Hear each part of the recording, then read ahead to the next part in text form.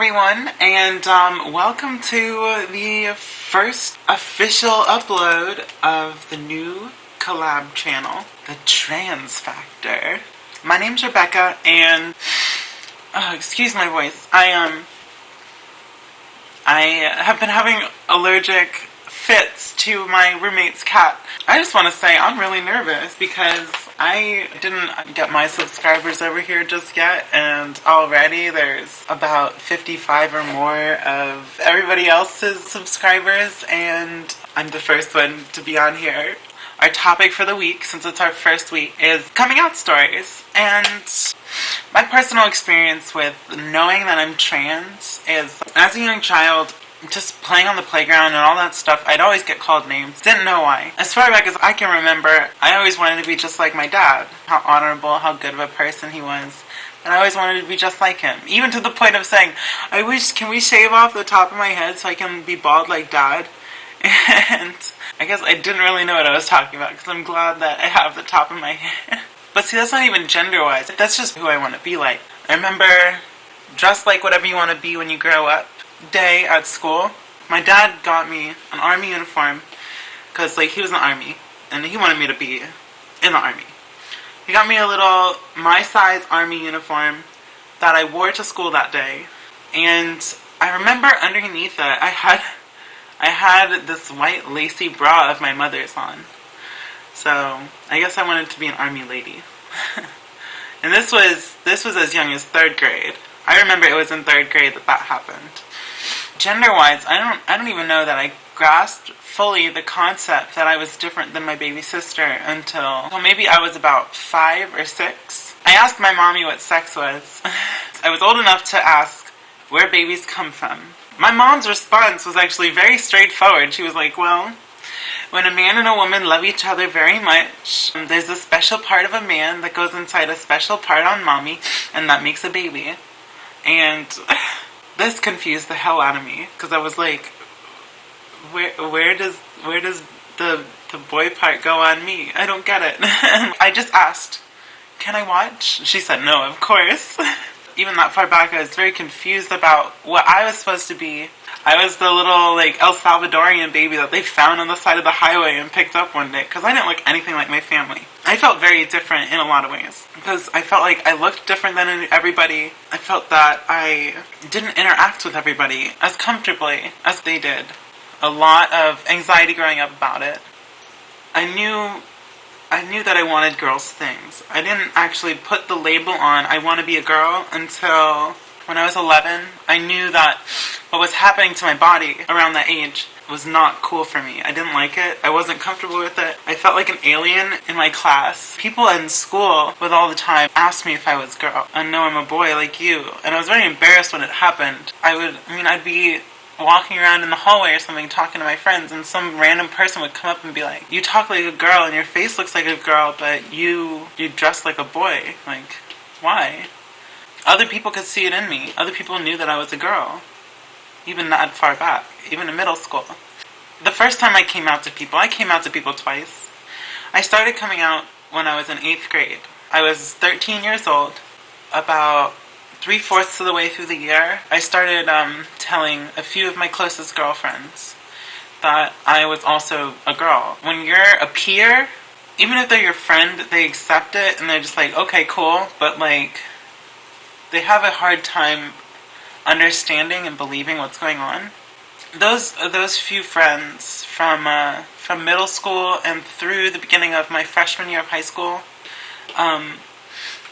knew. But it was a very awkward tension of knowing where everybody else around me, acquaintances and stuff, didn't know. And I was forced to come out just to the general public as a gay man, because I didn't want to tell everyone I was a girl and then be wearing boys' clothes. It felt very weird and awkward to me. But I didn't have any choice but to wear those clothes because of my parents. I'd have makeup in my backpack. I'd get to school, go in the bathroom, and put on some eyeliner and mascara and stuff before I went to class. And I mean, I got picked on and stuff for people, why are you wearing eyeliner, why are you wearing mascara, blah, blah, blah, blah. And I'm just like, am I bothering you? The next year I got back to school and I tried to act as straight as I possibly could. I tried to act as manly as I possibly could. It didn't happen. And I was lucky that I was in theater because some of my eccentricities were explained by me being in theater. But I guess after going back into the closet, coming out again was very difficult and very scary, much scarier than it had been the first time. Because I told myself that if I ever decided to tell anybody ever again, it was going to be when I was on the cusp of my breaking point. I had my freshman year of college last year.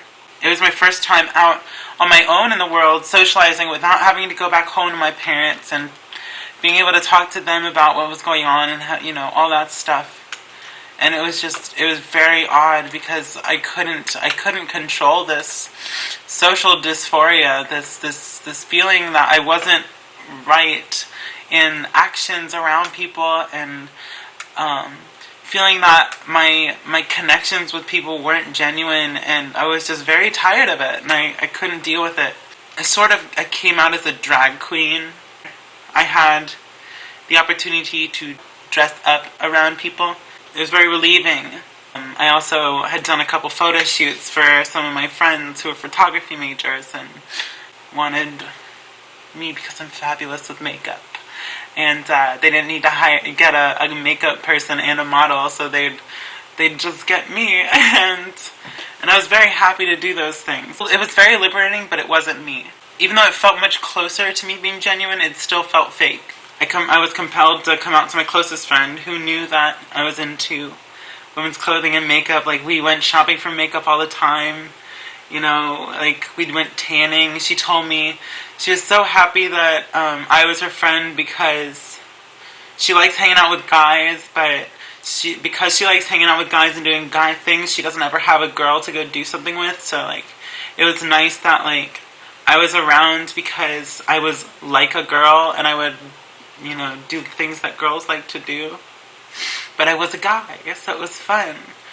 But then I came out to her. Because it was just getting very... the relationship was very weird because it was a guy... it was a... I felt very much like it was, just two girlfriends,